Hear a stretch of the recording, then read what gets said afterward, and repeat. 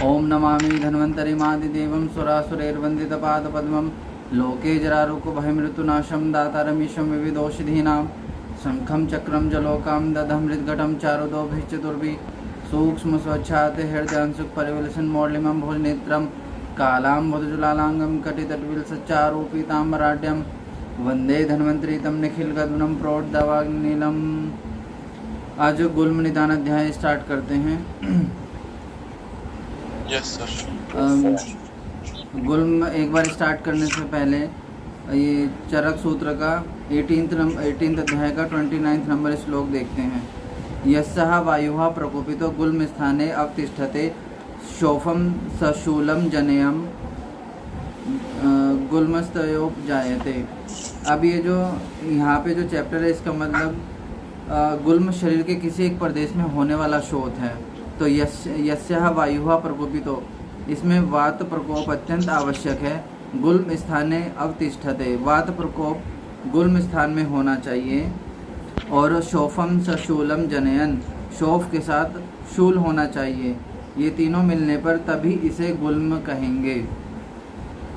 अब देखिए स्टार्ट करते हैं कि मतलब हमें अब तक ये पता चल गया है कि ये जो तीनों मिलेंगे तभी गुल्म होगा। अब स्टार्ट करते हैं हम चैप्टर। अथा तो गुल्म निदानम व्याख्यास्यामः इति स्मः भगवान आत्रेयः। गुल्म निदान के व्याख्या कर रहे हैं अब यहाँ पर। इहा खलु पंच गुल्म भवन्ति, यहाँ पर ये जो निदान स्थान का जो 5th नंबर का चैप्टर है इसमें 5 प्रकार के गुल्म बताए हैं। तद यथा वात गुल्मः, पित्त गुल्मः, श्लेष्म गुल्मः, निचय गुल्मः, शोणित गुल्मः इति। वात गुल्म आपको पता है, पित्त भी पता है, श्लेष्म भी पता है, नीचे मतलब होता है सन्निपातस, बिकॉज ये असाध्य है। और एक चिकित्सा स्थान में द्वंद्वज गुल्म के बारे में भी बताया है। एवं वादिनम भगवंतम आत्रेयः अग्निवेशम उवाच। अभी इस प्रकार से बोलने पर भगवान आत्रेय जी को अग्निवेश जी ने कहा, कथमिह भगवान पंचानाम गुल्मानाम विशेषम अभिजानीमहे। हे भगवान, इन 5 गुल्मों की विशेषता मैं कैसे समझूं जो आप ये बता रहे हैं। वातज है, पित्तज है, कफज है, श्लेष्मज है और निचय है, मैं इनकी विशेषता कैसे समझूं। न ही अविशेष विद रोगानाम औषध विद अपि भिषक प्रशमन समर्थो भवतीति। जिसको रोगों का विशेष ज्ञान नहीं है उसको कितने भी औषध पता हो तो वो ट्रीटमेंट नहीं कर सकता, ट्रीटमेंट करने में सामर्थ्य नहीं हो सकता। इसलिए औषध का ज्ञान ही हमें पर्याप्त नहीं है, हमें जो रोग है, जो व्याधि है, उसका भी विशेष ज्ञान होना चाहिए। तमोवाच भगवान आत्रेयः, भगवान आत्रेय जी ने उन्हें कहा, समुत्थान पूर्व रूप लिंगम वेदना उपशय विशेषेभ्यो विशेष विज्ञानम गुल्मानाम भवते अन्येषां च रोगानाम अग्निवेशः। अब ये जो गुल्म की बात कर रहे हैं, लेकिन सभी रोगों का ज्ञान निदान पंचक से हमें करना चाहिए। तत् तु खलु गुल्मेषु चमानम निबोध। यहाँ गुल्म का वर्णन कर रहे हैं, उसको सुनिए। यदा पुरुषो वातला विशेष ज्वर वमन विरेचन अतिसार आनामन्यत्मेन कर्षणेन कर्षितो वातलम आहारम आहरति। जैसे जब कोई वातल व्यक्ति यानी जिसमें वायु बढ़ी हुई है और वमन विरेचन अति मात्रा में और ज्वर अतिसार अति मात्रा में होता है और ऐसी अवस्था में वो कर्षित होता है और ऐसी अवस्था में वो वातल आहार विहार का यानी वात वृद्धि करने वाले आहार विहार का सेवन करता है। शीतम व विशेषण अतिमात्रम, विशेषतः शीत गुण का अति मात्रा में सेवन करता है। अब यहाँ पे इसकी टीका लिखी है, शीतम स्तंभनम, स्तंभन होता है इसलिए शीत गुण का यहाँ पर वर्णन किया है। अस्नेह पूर्वे व वमन विरेचने पीवती, शोधन से पूर्व स्नेहपान नहीं किया है। अनुदीर्णाम व छर्दिम उदीर्यति, जो छर्दी आई नहीं है उसको बार बार निकाल रहा है। जैसे कई बार लोगों को उबकाइयाँ आती हैं तो ज़बरदस्ती निकालते हैं, या फिर जैसे कुछ लोग होते हैं जब सुबह ब्रश करते हैं तो ज़बरदस्ती गले में हाथ डालकर जो उल्टियाँ करते हैं उससे गुल्म होता है। उदीर्णाम वात मूत्र पुरुष वेगाना निरुद्धानी, जो वायु मूत्र पुरुष के वेग उत्पन्न हुए हैं उनका अवरोध कर रहा है। अत्य शीतो वा पीवती नवोदक अति मात्रम, पूरा खाना खाने के बाद तुरंत बिना उबला हुआ पानी पी रहा है। अति संक्षोभिणा व याने नियति, क्षोभ करने वाले जो यान है उनकी सवारी कर रहा है। अति व्यवाय व्यायाम मद शोक रुचिरवा, अब इन सब में रुचि है उसकी, यानी इसको कैसे समझना है? अति व्यवाय में रुचि है, अति व्यायाम में रुचि है, अति मद में रुचि है, अति शोक में उसकी रुचि है। अभिघात मृच्छति, इसे चोट लगना या फिर किसी से पीटा गया है ऐसा समझ सकते हैं। विषमासन शयन स्थान संक्रमण सेवी व भवती, आसन शयन स्थान और जो संक्रमण है वो विषम स्थान में सेवन कर रहा है। अमरदीप बेटा सबका ये माइक बंद कर देना आप। अन्नद्वा किंचित देव विधम विषम अति मात्रम व्यायाम जातम आरभते, ऐसे कोई भी जो ये सब चेष्टाएं कर रहा है, तस्यम अपचाराद्वातः प्रकोपम आपदते, ये जो हेतु है इनके कारण वात प्रकोप होता है। अब ये यहाँ पे गुल्म नहीं हुआ है, ये वात प्रकोप के हेतु हैं। दोष प्रकोप जो गुल्म होगा वो दोष प्रकोप के कारण ही होगा। सा प्रकोपितो वायुर महास्रोतस अनुप्रविश्य, अब जो ये वायु है वो महास्रोतस में प्रवेश करती है। वायु कहीं बाहर से नहीं आएगी महास्रोतस में प्रवेश करने के लिए, वायु तो सर्व शरीर व्याप्त है। तो इसका मतलब हमें यहाँ ये समझना है कि जो महास्रोतस में वात का प्रकोप हुआ है, महास्रोतस में किसी एक जगह या फिर दो जगह या पूरे महास्रोतस में जो वात प्रकोप हुआ है, जो वात प्रकोपक के हेतु हैं रूक्षादि गुण से युक्त हुए हैं, ऐसे जो रूक्षादि गुण हैं इनकी अतिरिक्त मात्रा में सेवन करने से जो स्रोतस में जो घटक है बाह्यमान धातु घटक है उनका संग हो गया है और धीरे धीरे आप्यायन होने से महास्रोतस कठिन हो जाता है और पीछे से आने वाले जो परमाणु हैं उनका उदीरण हो जाता है। तो इससे क्या समझना हमें कि महास्रोतस ही गुल्म का स्थान है। ठीक है। रोक्षात कठिनी भूतान आप्य लुप्ता, आप्य लुप्त का मतलब है व्याप्ति। रोक्षात काठिनी भूतम, अति मात्रा में रूक्षता से महास्रोतस में कठिनता हो गई है। अब वायु कैसे कठिन होगा? ना वायु कठिन होता है ना ही यहाँ पे हुआ है वायु कठिन। लेकिन ये कहना क्या चाहते हैं कि रोक्षात कठिनी भूतम, वात प्रकोप से रोक्षादि गुण से महास्रोतस में किसी भी जगह पर कठिनता हो गई है। अपलुप्त का मतलब है धीरे धीरे व्याप्ति, यहाँ पे इसकी कठिनता की व्याप्ति बढ़ने लगती है। पिंडिता अवस्थानम करोति, इसके कारण पीछे से जो वायु और अन्य धातुओं का प्रवाहन है वहीं पर उसका स्थान संश्रय होता है। अब इसके बाद कहते हैं हृदय वस्तु पार्श्वयोर नाभ्याम व सशूलम उपजन्यति। अब देखो संप्राप्ति तो है महास्रोतस की और शूल हो रहा है हृदय प्रदेश में नाभि बस्ती पार्श्व। हमें पढ़ा से तो मैं बोंगे मत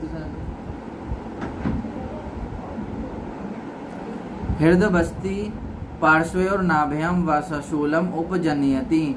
संप्राप्ति महास्रोतस में हो रहे लेकिन शूल हृदय प्रदेश में, नाभि प्रदेश में, बस्ती प्रदेश में और पार्श्व प्रदेश में शूल हो रहा है।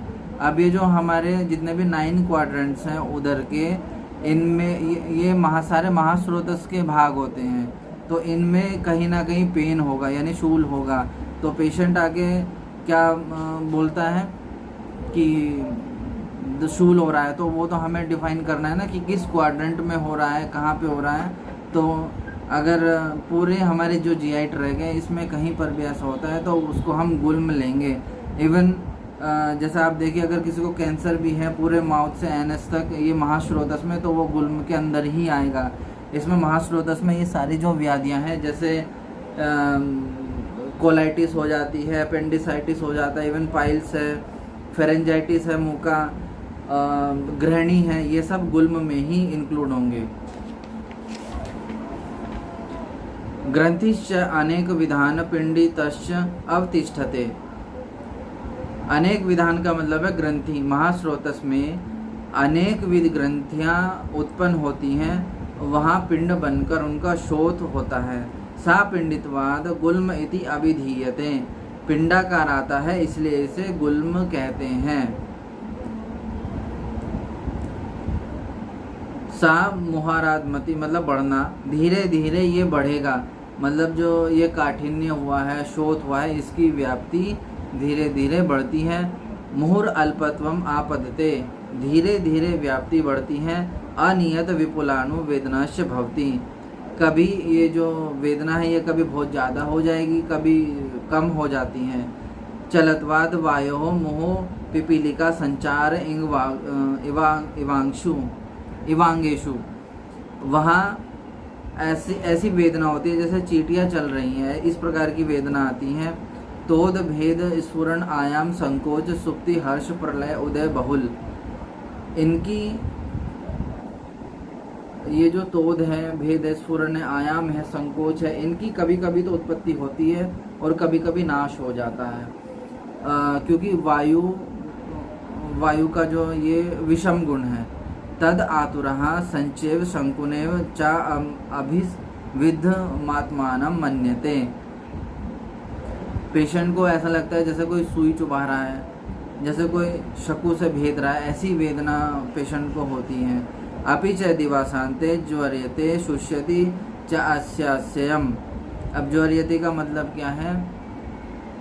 ज्वर होगा, हाँ, कभी ज्वर होगा या फिर व्याधि बढ़ जाएगी, इससे हमें ये मतलब लेना है। यहाँ पे दिन के अंत में सायकाल में ज्वर आएगा या फिर व्याधि वो बढ़ जाएगी, क्योंकि ये वायु का काल है।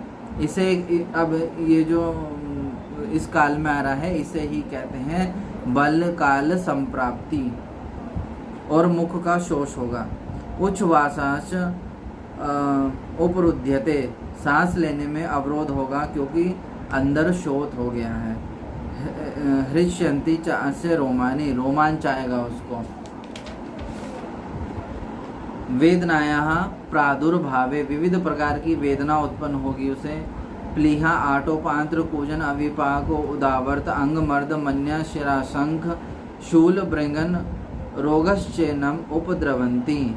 अब ये प्लीहा आटोपांत्र कूजन अविपाक उदावर्त, ये सारे जो उपद्रव यहाँ बताए हैं ये सारे उपद्रव उत्पन्न होंगे। कृष्ण अरुण परुष त्वक नख नयन वदन मूत्र पुरिष्ट भवती। अब जो ये बताए हैं कृष्ण अरुण परुष वर्ण के, ये जो बताए हैं ये सब उत्पन्न होंगे। कैसे उत्पन्न होंगे? अब संप्राप्ति तो हमारे महास्रोतस में है। जैसे मैंने पहले भी अध्याय में बताया है कि जो दोष दुष्य हैं किसी एक जगह पर संप्राप्ति करके व्याधि करते हैं, वो एक जगह नहीं बल्कि एक जगह नहीं करते, सॉरी, ये समुचित शरीर में फैल के संप्राप्ति करते हैं, प्रकोपित होकर संप्राप्ति करते हैं। तो वो जहाँ जहाँ जाएंगे वहाँ वहाँ जाकर व्याधि उत्पन्न करेंगे, इसलिए ये सारे उपद्रव उत्पन्न होते हैं। निदानोक्तानि च अस्य नोपक्षेरते विपरीतानि च उपक्षेरत। जो हेतु है अगर उसका सेवन करेंगे तो दुख का अनुबंध होगा। और इति वात गुल्महा, ये वातज गुल्म है, यहाँ पर वायु स्वतंत्र हो गया है। तैर एव तु कर्षणे कर्षितस्य, वात गुल्म के जो हेतु हैं वो पित्त गुल्म में भी होंगे। वात प्रकोप के हेतु से वात प्रकोप होगा, और लेकिन उसके साथ क्या होगा? अम्ल लवण कटुक क्षार उष्ण तीक्ष्ण सूक्त व्यापन्न मद हरितक फल अम्लानाम विदाहीनाम च शाक धान्य मांसादीनाम उपयोगाद अजीर्ण अध्यशनाद रोक्षानुगते आमाशय। मतलब वात अपने हेतु से तो प्रकोपित होगा ही, और साथ में ये सारे भी होंगे। अब यहाँ पर रोक्षानुगते आमाशय, इसकी टीका है, महास्रोतस के लिए है, ये आमाशय के लिए नहीं है। रोक्षानुगते आमाशय, अब यहाँ आमाशय का वर्णन है तो ये महास्रोतस के लिए बताया गया है यहाँ पे। महास्रोतस वात प्रकोप से युक्त है और इनके साथ पित्त अपने हेतु से प्रकोपित है और वहाँ जाकर स्थान संश्रय लेता है। ये जो अवस्था है ये संसर्ग की अवस्था है। संसर्ग का मतलब क्या हुआ, जो दोनों ये जो दोष हैं अपने अपने हेतुओं से प्रकोपित होते हैं। आमाशय वमनम अतिवेलम संधारणम,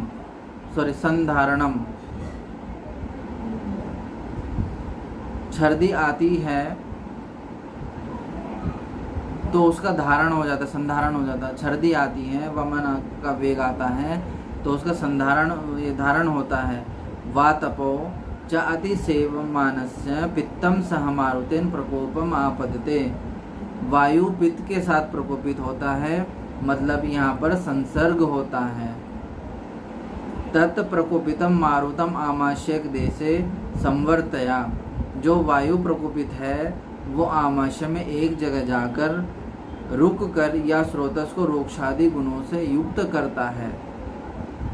तान एव वेदना प्रकारानुपजनयति या उक्तः वातगुल्मे, जो वातगुल्म के लक्षण हैं तो वो वहाँ पर उत्पन्न होंगे। और इसके साथ ही पित्तम त्वेनम विदहति, पित्त उस जगह को विदाह करेगा। कुक्षो हृदुरसी कंठे च, अर्थात पित्त प्रकोपित है यहाँ पर तो सारे शरीर में प्रकोपित करके वो कुक्षी और हृदय और उरस कंठ यहाँ भी दहा करेगा। सा विद्यमानम, ऐसा विदा करता हुआ, स धूम अभी वो उद्गारम उद्गिरत्य अम्लन्वितम, धूम जैसा उद्गार आएगा उसको या फिर अम्ल जैसा उद्गार आएगा, यानी खट्टी खट्टी डकारें सी आएंगी। गुल्म अवकाशस्य, जहाँ पर गुल्म है, जहाँ संप्राप्ति है वहाँ पर शोथ उत्पन्न हो जाएगा। दहायते दूयते धूप्यते ऊष्मायते स्विध्यति क्लिंद्यति शिथिल इव स्पर्श सौ अल्पम रोमांचस्य भवति, मतलब वहाँ पर दहन करता है, दूयन करता है, वो जगह ऐसी प्रतीत होती है जैसे गरम गरम से लगता है और स्वेदन होता है, क्लेदन होता है और शिथिल हो जाता है। और चिकित्सा स्थान में ये भी है इसके आगे कि वहाँ आगे जाकर व्रणवत गुल्म हो जाता है। ये जितने भी जैसे परफोरेशंस होते हैं, अल्सर परफोरेशन होते हैं जीआई ट्रैक के, ये आगे इसी की अवस्था में आते हैं। ज्वर भ्रम द्वथु पिपाशा गल तालु मुख शोष प्रमोह विड भेदानाम च एन उपद्रवंती, पित्त और वायु समुचित शरीर में होने से ये सारे लक्षण उत्पन्न होते हैं। क्या क्या होगा, ज्वर होगा, भ्रम होगा, द्वथु पिपासा गलतालु मुख शोष, है ना, ये सारे जो भी लक्षण बताए ये सब होंगे। हरित हरिद्र त्वग नख नयन वदन मूत्र पुरिश्च भवती, ये हरित और हरिद्र वर्ण के हो जाएंगे। क्या, त्वग नख नयन वदन मूत्र पुरुष हरित और हरिद्र वर्ण के होते हैं। निदानोक्तानि च अस्य नोपशेरते विपरीतानुपशेरत इति पित्तम गुल्मः, हेतु सेवन करते रहें तो दुख का अनुबंध होगा और इसका विपरीत किया तो सुख का अनुबंध होगा। तैहि एव तु कर्षणे कर्षितस्यः, वात गुल्म के हेतु से वात प्रकोप होगा ही, उसके साथ में क्या होगा, अत्यश्नाद अति स्निग्ध गुरु मधुर शीत अश्नात पिष्ट इक्षुशीर तिल माश गुड़ विकृति अति सेवनात मंदक मद अति पानात अरित्का अति प्रणयनाद अनूप औदक मांस ग्राम्य मांस अति भक्षणात संधारणात बुभुक्षस्य च अति प्रगाढ़म उदपानात सक्षोभनाद्वा शरीर से श्लेष्मा सह मारुतेन प्रकोपम आपदते। बुभुक्ष च अति प्रगाढ़म उत्पादनात् का मतलब ये है यहाँ पर कि भूख लगने पर बहुत सारा पानी पी लेना। अब देखो यहाँ पर वायु और श्लेष्मा का संसर्ग हुआ है क्योंकि जो हेतु हैं सारे कफ के हैं। वायु अपने हेतु से प्रकोपित है और श्लेष्मा अपने हेतु से प्रकोपित है। वायु के प्रकोप से महास्रोतस का कोई एक भाव वहाँ रूक्षादि गुण से युक्त हो गया है तो वहाँ से जो प्रकोपित हुआ श्लेष्मा है, ये जितने भी हेतु हैं सारे श्लेष्मा के हैं और ये दोनों मिल करके वहाँ पर स्रोतस को काठिन्य कर देता है और यही कफज गुल्म है।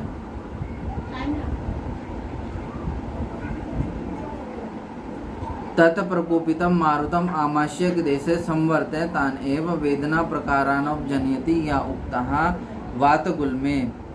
अब वात गुल्म की जो ये वेदना बताई है वो तो होगी ही, मतलब जो वात गुल्म में जिस तरह से शूल बताया है वो होगा, लेकिन इसके साथ क्या होगा, श्लेष्मा त्वस्य, श्लेष्मा भी प्रकोपित हो जाएगा और शीत ज्वर आरोचक अविपाक अंग मर्द हर्ष हृद रोग छर्दी निद्रा आलस्य स्ते मित्य गौरव शिरो अभितापान उपजन्यति, इसकी भी उत्पत्ति होगी। शीत ज्वर होगा, आरोचक होगा, अविपाक होगा, अंग मर्द होगा, हर्ष होगा, हृद रोग होगा, छर्दी निद्रा आलस्य, ये सारे उत्पन्न होंगे। अपि च गुल्मस्य, गुल्म में अब श्लेष्मा आया है तो अब क्या होगा, स्थैर्य गौरव काठिन्य अवगाढ़ सुप्तता, यहाँ पर कोई संवेदना नहीं होती है। इसके साथ काश श्वास प्रतिशय राजक्ष्मानम चाति प्रवर्धा, ये काश श्वास प्रतिशय राजक्ष्मा, ये सारे उपद्रव उत्पन्न होंगे। अब देखो वात गुल्म में तो विषम था और पित्त गुल्म में शिथिलता, व्रण युक्तता, स्वेद था, और कफज गुल्म में कुछ संवेदना नहीं होती है, खाली ये उपद्रव उत्पन्न होते हैं। इसके साथ जो ये काश श्वास प्रतिशय राजक्ष्मा बताए गए हैं। श्वेत्यम त्वग नख नयन वदन मूत्र पुरुषेषु उपजनयति, ये श्वेत वर्ण के हो जाते हैं। क्या क्या क्या हो जाते हैं श्वेत वर्ण के, जैसे पित्तज में वातज में देखे थे, त्वग नख नयन वदन मूत्र पुरुष, ये सब यहाँ पर कफज गुल्म में श्वेत वर्ण के हो जाते हैं। निदानोक्तानि च अस्य नोपशेरते विपरीतानि चौपशेरते इति श्लेष्म गुल्मः, हेतु सेवन करेंगे तो दुख का अनुबंध होगा और उसके विपरीत करेंगे तो सुख का अनुबंध होगा। त्रिदोष हेतु लिंग सन्निपाते तो सन्निपातिकम गुल्मम उपदिशन्ति कुशलः, तीनों दोष के अपने अपने हेतु हैं। वात अपने हेतु से, पित्त अपने हेतु से और कफ अपने हेतु से प्रकोपित होता है। अगर ऐसी अवस्था उत्पन्न होती है तो उस अवस्था को सन्निपातिक अवस्था कहते हैं। तो ये सन्निपातिक गुल्म बताया गया है यहाँ पे। सा विप्रति सिद्धोपकर्मत्वाद साध्यो निचय गुल्मः, असाध्य निचय गुल्मः, ये परस्पर विरुद्ध उपक्रम होंगे। अगर वात की चिकित्सा हम करेंगे तो पित्त और कफ विकृत हो जाएगा, और कफ की चिकित्सा करेंगे तो वात और पित्त विकृत हो जाएंगे, पित्त की चिकित्सा करेंगे तो वात प्रकोपित हो जाएगा। यहाँ पर तीनों दोष अपने अपने हेतुओं से प्रकोपित हो रहे हैं, मतलब सन्निपात है तो ये असाध्य ही होगा, और त्रिदोष में एक ही हेतु से तीनों दोष प्रकोप होते हैं, एक हेतु से। अब ये देखो, ये जो चारों हैं, इन चारों की संप्राप्ति महास्रोतस में हो रही है, मतलब वात की हो, पित्त की हो, कफ की हो, सन्निपात की हो, ये चारों गुल्म महास्रोतस में हो रहे हैं, महास्रोतस में ही होते हैं।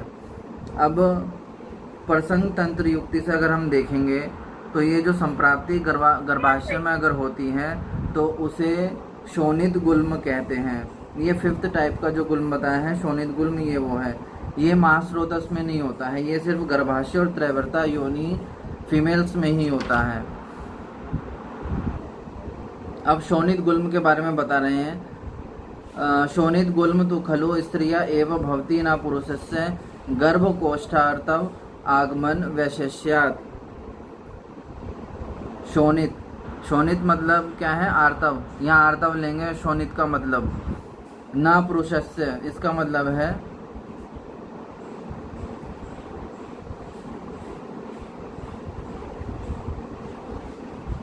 शोणित का मतलब यहाँ पे आर्तव लेंगे, और ना पुरुषस्य का मतलब है पुरुष में गर्भाशय और योनि नहीं होती है तो पुरुष में नहीं होगा।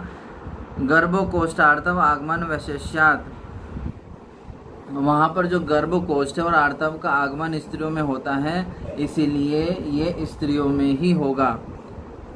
पारतंत्र्याद वैश्वर्धात सततम उपचाराद अनुरोधवाद वेगानुदीर्णम अनुपधत्ता आम गर्भेवा।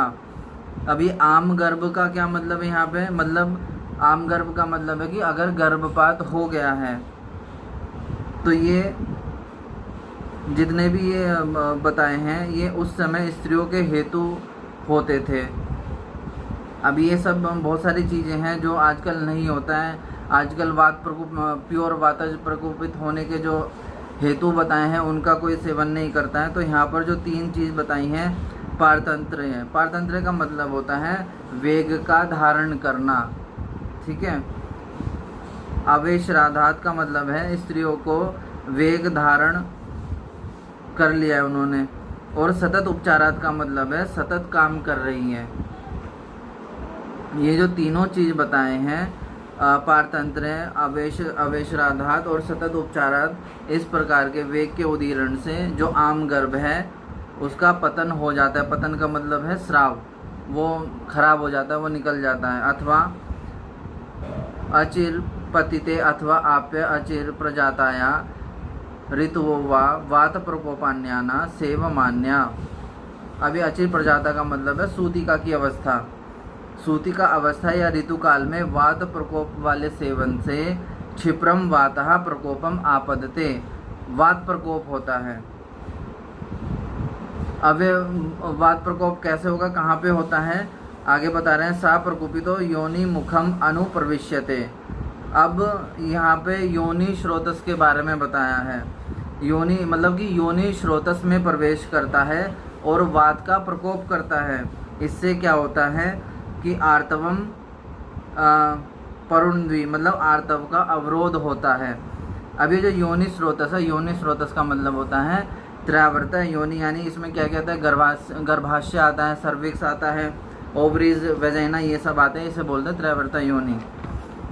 मासी मासी तद आर्तवम उपरुद्यमानम। अब एक बार आर्तव का अवरोध होने से प्रत्येक मास में होने वाले आर्तव का भी अवरोध हो जाता है। कुक्षिम अभिवर्धयति, और वहाँ धीरे धीरे मांस का काठिन्य हो जाता है और उसकी वृद्धि हो जाती है। कहाँ पे, गर्भाशय में। तस्याः, ऐसी स्त्रियों को शूल अतिसार छर्दी अरोचक अविपाक अंगमर्द निद्रा आलस्य स्तमित्य परसेकाः समुपजायन्ते स्तन्योश स्तन्यम ओष्ठै स्तनमंडल्योश कार्श्यम। ऐसी स्त्रियों में स्तन्योश, स्तन्यम का मतलब कि आर्तव अवरोध में स्तन्य परिवर्तन शुरू हो जाता है। और ओष्ठम स्तन मंडल से कार्श्य मतलब ओष्ठ और स्तन मंडल को कृष्णत्व आता है। ये सारे चीज़ें होते हैं। शूल अतिसार छर्दी अरोचक विपाक आदि जो ये बताए हैं ये सब होता है। अत्यर्थम ग्लानि चक्षुषो मूर्छा हृलास दो हृदया। दो हृदया कब कहते हैं कि जब माता गर्भ धारण करती तो उसे दो हृदय कहते हैं। तो यहाँ पे दो हृदय नहीं होता है। जो स्त्री होती है जब गुल्म उसे होता है शोणित गुल्म, तो उसे ऐसा फील होता है कि वो प्रेग्नेंट है, ठीक है, वो लेकिन वो प्रेग्नेंट नहीं होती है।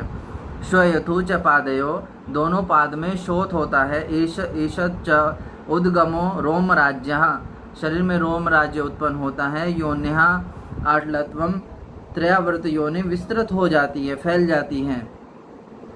अपि च योन्या दुर्गंध्या आम श्रावश्च उपजायन्ते, योनि प्रदेश से दुर्गंध युक्त श्राव शुरू हो जाता है। केवला च अस्य गुल्मः पिंडित एव स्पंदते, पिंडाकार होने से वहाँ स्पंदन होता है, स्पंदन सा फील होता है वहाँ पे। जैसे अभी बताया ना कि दो हृदय जैसा फील होता है फीमेल को, ऐसे वहाँ पे स्पंदन भी फील होता है। ताम आ गर्भः, वहाँ गर्भ नहीं है फिर भी उसको क्या होता है, गर्भिणी मित्याहु मूढ़ः, गर्भिणी ऐसे मतलब जो बेवकूफ़ लोग होते हैं उसे प्रेग्नेंट बता देते हैं। ये मूढ़ जो लोग हैं वो ये बोल देते हैं कि ये प्रेग्नेंट है, ये गर्भावस्था धारण कर चुकी है। अब इसके पूर्व रूप बता रहे हैं आगे। एषाम तु खलु पंचानाम गुल्मानाम प्राग अभिनिवृत्ति रेमानी पूर्व रूपानी भवंती। अब पांचों गुल्मों की उत्पत्ति से पहले पूर्व रूप बता रहे हैं, ठीक है। अन्न विलासनम अरोचक विपाको अग्निवैषम्यम विदाहो भुक्तस्य पाक काले च युक्तम छर्द उद्गारो, आहार के पाचन काल में छर्दी और उद्गार होता है। वात मूत्र पुरुष वेगानाम चा प्रादुर्भाव, इसके वेग ही उत्पन्न नहीं होते हैं। वात के, मूत्र के, पुरुष के वेग के चा अप्रादुर्भाव, इसके वेग उत्पन्न नहीं होते हैं। प्रादुर्भूता नाम चा अप्रवृत्ति रिश्त आगमनम, अगर वेग उत्पन्न हुआ तो उसके वेग की उत्पत्ति होगी। किसकी? उदावर्त की। वातशूल आटोपांत्र कूजनम परिहर्षणम अतिवृत्तम पुरुषतः, यानी उदावर्त होगा। अबुभुक्षा, भूख नहीं लगेगी। दौर्बल्यम साहित्यस्थ सहितस्य च हस्तम इति, मतलब इसका ये मतलब है कि खूब तृप्ति करके भी अगर वो खाना खाएगी तो वो सहन नहीं होगा उसे, मतलब ज़्यादा खाना खा लेगी तो उसको सहन नहीं होगा। सर्वेषु अपि खलु एतेषु, क्या बोलो अमरदीप, कुछ कह रहे हो? नहीं सर, वो किसी से गलती से ऑन हो गया होगा। सर्वेषु अपि खलु एतेषु गुल्मेषु न कश्चिद्वाहते संभवति गुल्मः, सभी प्रकार के गुल्म में वायु के बिना गुल्म नहीं, मतलब गुल्म होना संभव ही नहीं है। स्वतंत्र रूप से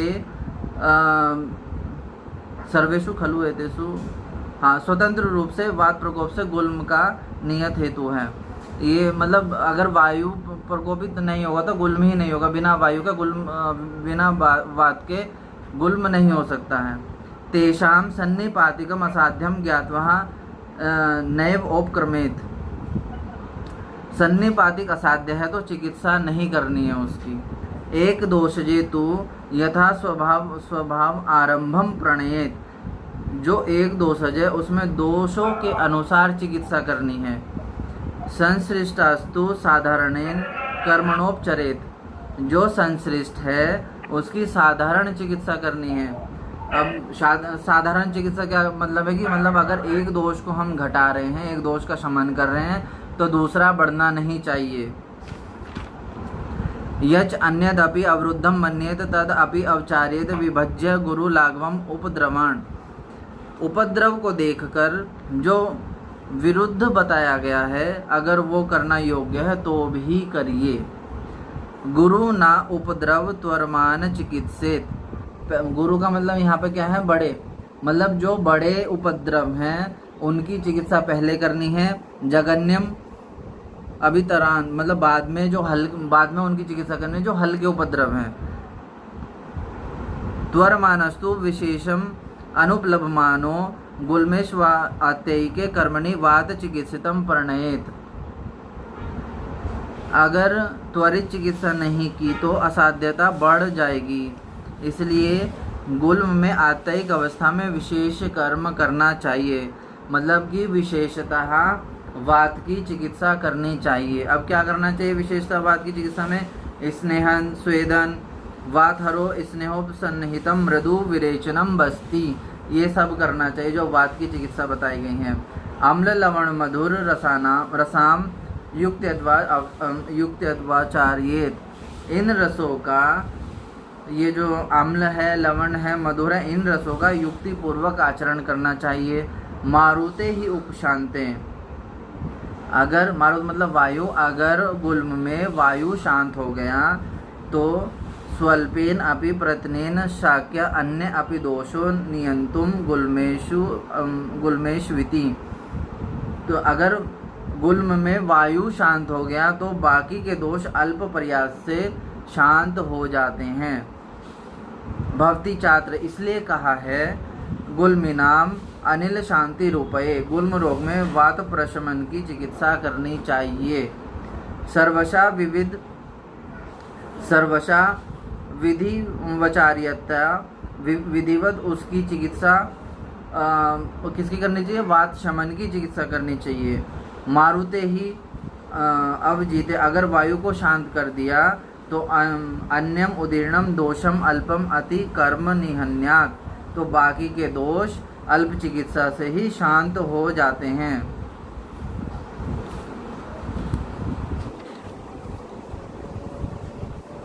तत्र श्लोकः संख्यानिमित्तं रूपाणि पूर्वरूपं तथापि च दिष्टं निदाने गुल्मानाम एक देशस्य कर्मणाम।